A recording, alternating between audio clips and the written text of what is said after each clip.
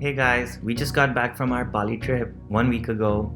We stayed there for about a week, but the highlight of our trip was definitely the river house that we stayed in for 2 nights. And since then, we have been getting tons of messages asking us about the place and where to find it. So here's everything you need to know about what we consider is the best Airbnb in Bali.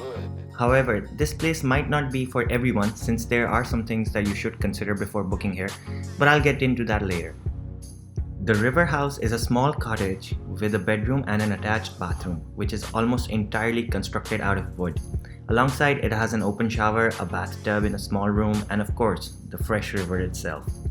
Located deep in a valley next to a river, it's kind of in the middle of the jungle surrounded by lots of plantation and wildlife.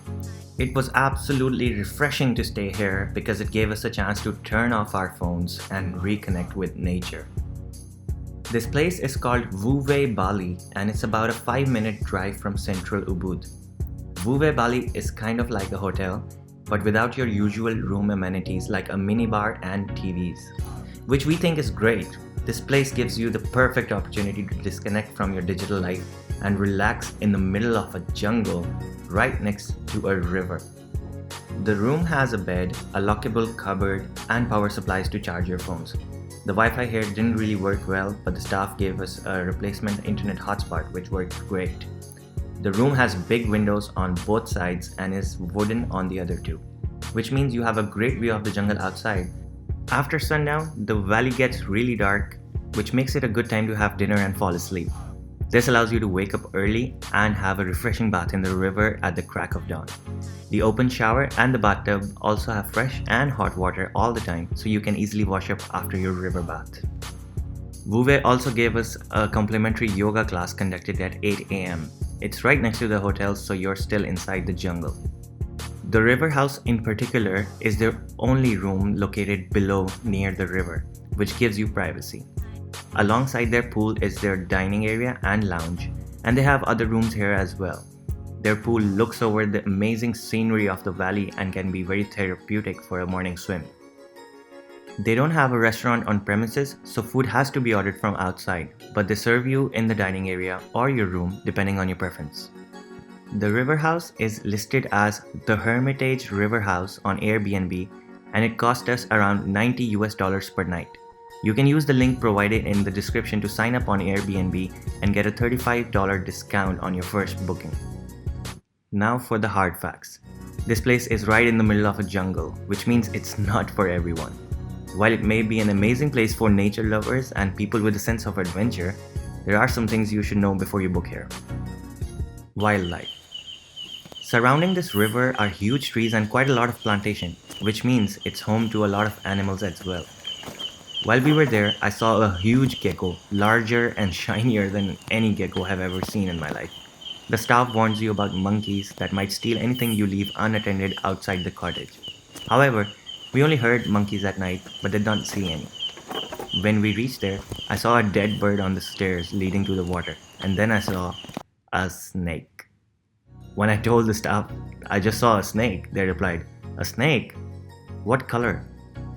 Apparently in Bali there are two very well known types of snakes, one of which is brown and the other is green. Luckily, I had seen the brown snake, which quickly ran away after it saw me. It wasn't very big and the staff was relieved when I told them the color, because their reply was, "Oh, that's a garden snake. It's not poisonous, so you have nothing to worry about." To which I replied, "But what if it bites?" If it bites, it will only itch there. Now, I'm not the kind of guy to be relieved by this answer, so let's just say on the first day, I was always looking at the grass every now and then. However, none of these animals bothered us during our stay. The staff was extra helpful and our attendant even cleaned up the dead bird that I had seen earlier. But you should keep this in mind while making your booking. They have other rooms as well that are not as deep in the jungle as this one. The building. Since this cottage is made mostly out of wood, it's not totally sealed from the outside. You can expect to see openings on the floor and the walls. The roof is not totally joined to the walls either, so you can see some sunlight leaking in there as well, which might allow geckos to get in. But again, none of them did during our stay. Also, the floor creaks sometimes and you can see termites on the wood. But the staff swept it every day for us. Privacy. The area around this room is open for all guests of Wuve Bali. And across the river, you might see some fishermen trying to get a catch. There's also a temple across the river where the locals gather from 5 to 6 p.m. for their rituals. So you're not totally alone here.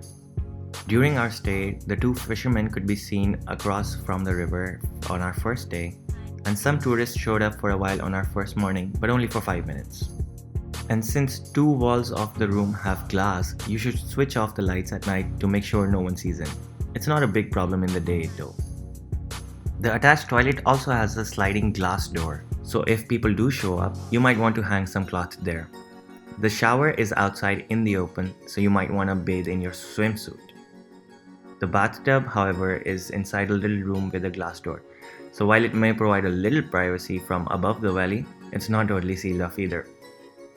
The steps.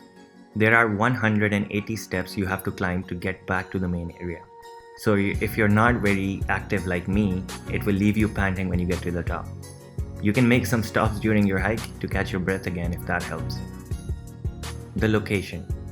While it's only a 5 to 10 minute drive from central Ubud, the road outside Wuve Bali is not very developed. So we didn't go out much and also avoided renting a scooter while we were staying here. So you should keep these things in mind while booking with Wuve Bali, but all in all, it was a great stay. We were warmly greeted by Kadek, the attendant at Wuve Bali. And like Kadek, all of Wuve's staff was extra helpful.